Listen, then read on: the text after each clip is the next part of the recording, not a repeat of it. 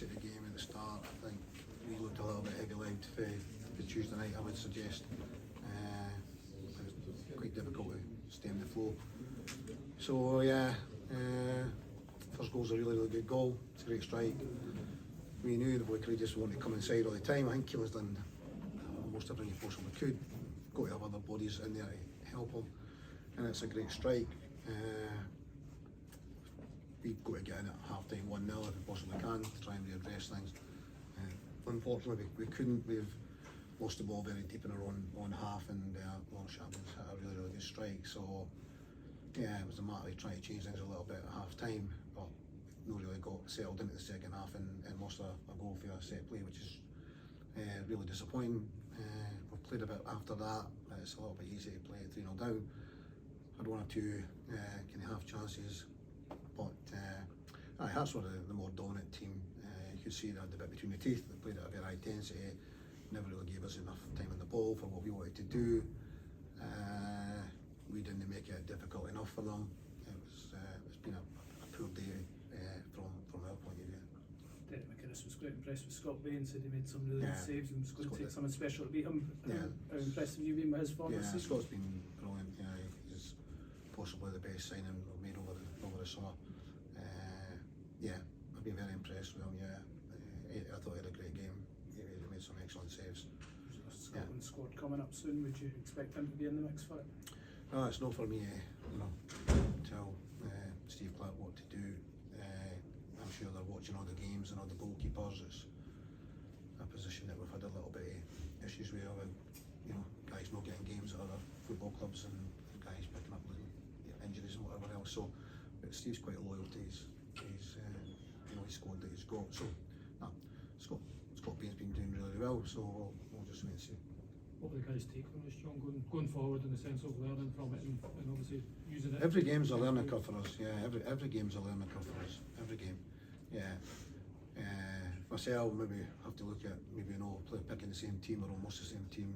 Again, having played a high-profile game with a lot of intensity, a lot of work to go into the game against Hesrts, and then coming here against a hard team that were absolutely at it right for the start and never gave us a second, basically.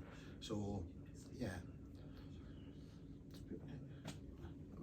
I come from every day's a school day. That's what it's all about.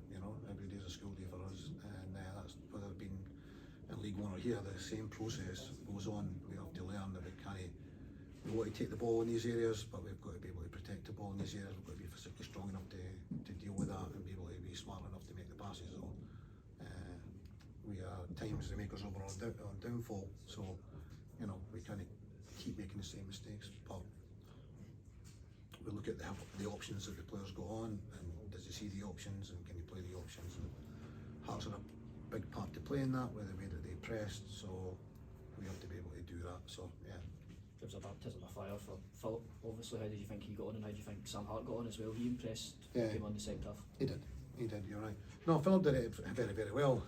We've seen in training that he can play and he can pass the ball. He's a good physical size, and I thought he did well. We never expected him to play 90 minutes. We didn't. He's not played a 90-minute game. That'll be the biggest game that he's played in, and I thought he acquitted himself really, really well. Sam came on, showed his experience, shows that he can. He's a natural left back, but under the circumstances, slotted him in there. I think he showed his experience. I think he shows that he's going to be a good player for us.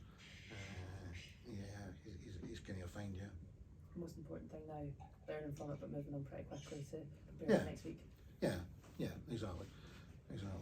Somebody's mentioned that there's no disgrace coming here and getting beat 3-0 under the circumstances that Hearts are kind of flying, and we'll not be the first or the last. But we have to learn, and we have to dust ourselves down, and then we move on, and we get ready for the Rangers game next Sunday. They've got a couple of games to play, tomorrow and then on Thursday, and we'll welcome them to Falkirk Stadium next Sunday. Obviously, like Dave, John, but Hearts top of the league, is the kind of hype surrounding them at the moment, having played them, is that kind of justified in the sense that what they're building here? Yeah, I think so. Having been part of the Romanoff thing many years ago, it seems to have a similar momentum right now. So with a faltering, if you want,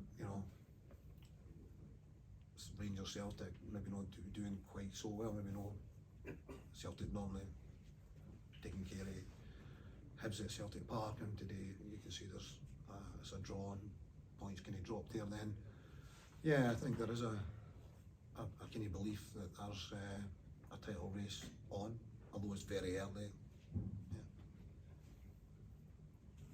Cheers, John.